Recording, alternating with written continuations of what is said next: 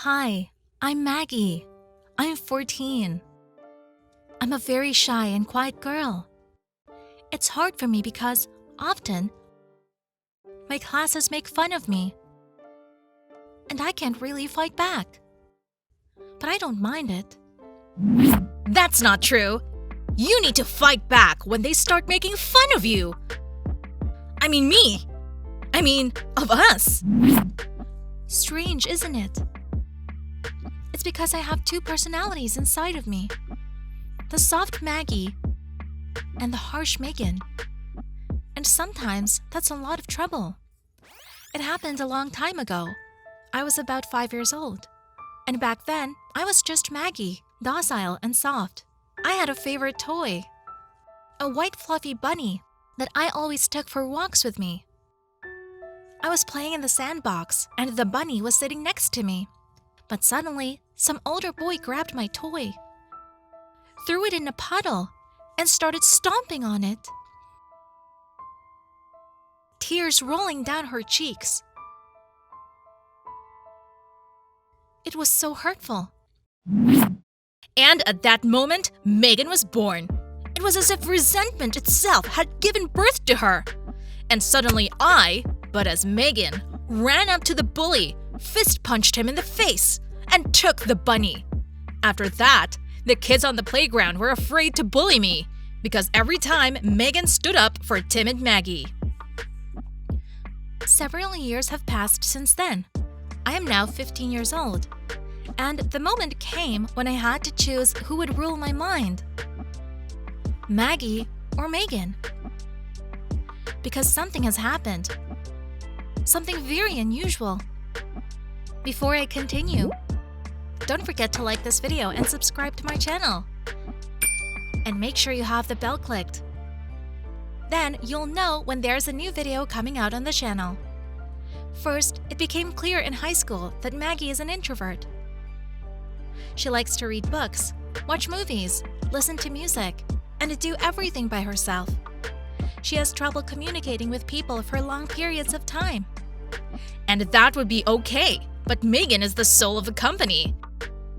She is a born leader who loves to be in the spotlight, can make a powerful speech, and influence people. And then a real fight began between Maggie and Megan. In the morning before school, there was a battle. Who would control the mind today?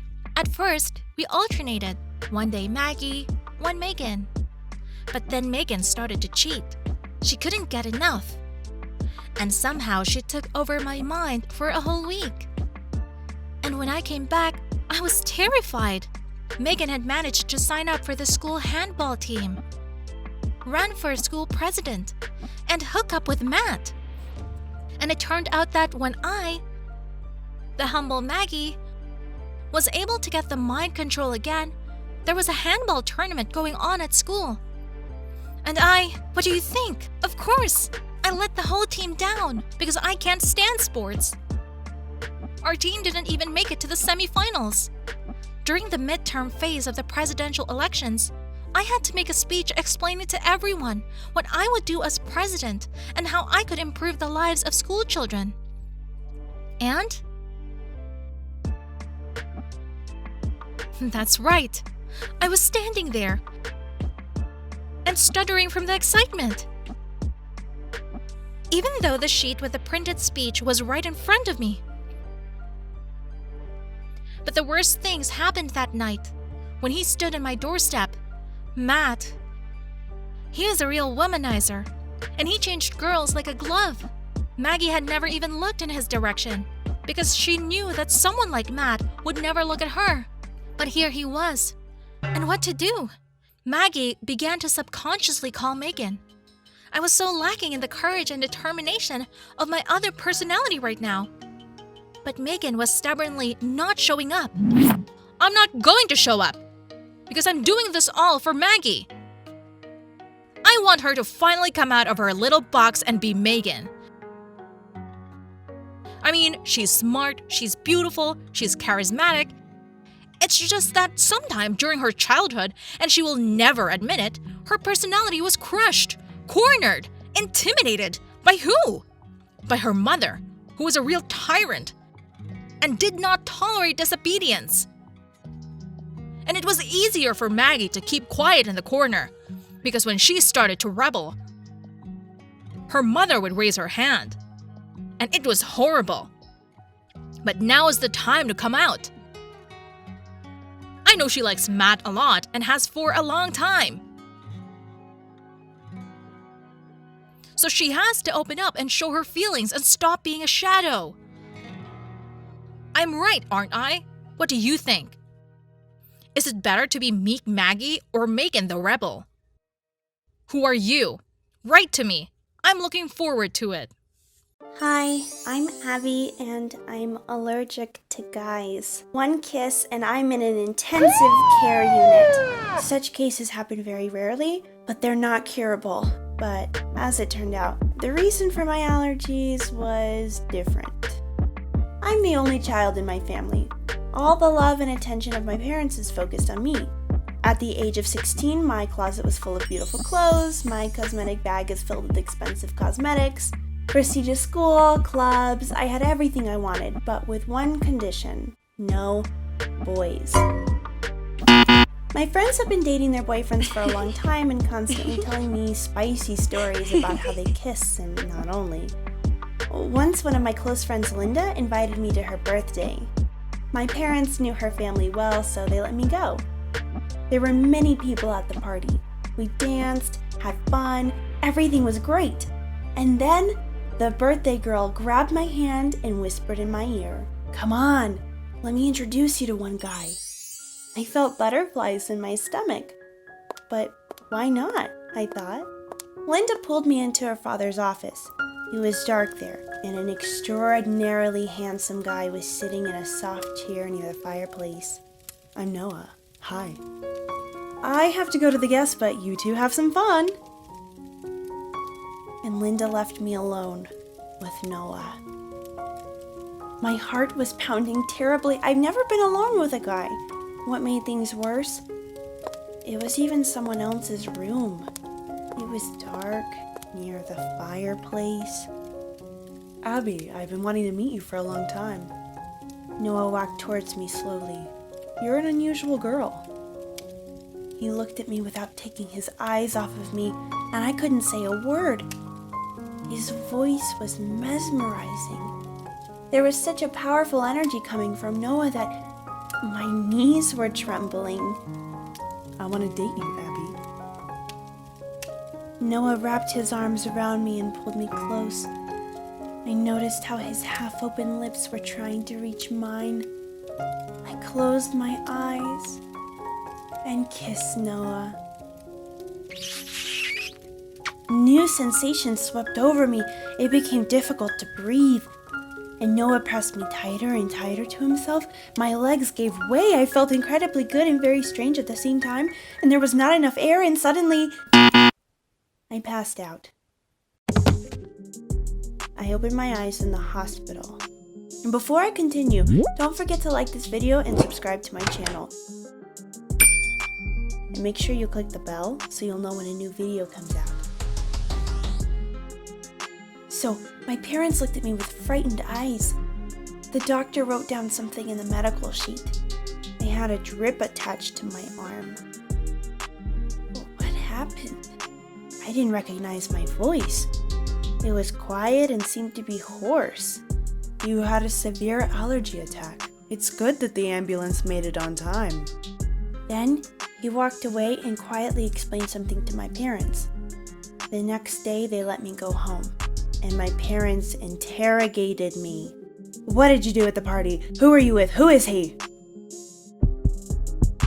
How could my parents know about Noah? But to all my explanations that the allergy was due to the fact that I ate a lot of sweets, they shook their heads negatively.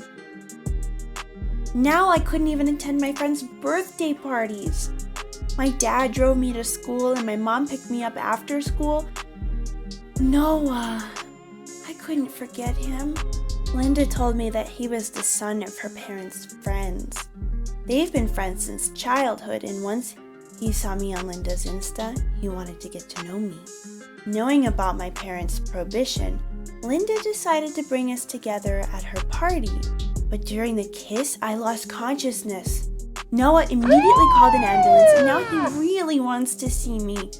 But because of the total control of my parents, it's not clear how to do this. We attend different schools, live in different areas. A couple of days later, he texted me. But afraid that my parents would take my phone from me, I texted Noah in a secret chat only at night. Our text got hotter and hotter. He wrote that he could not forget me, and he always remembers that kiss. I really wanted to see him, and one day, I finally decided to meet him again.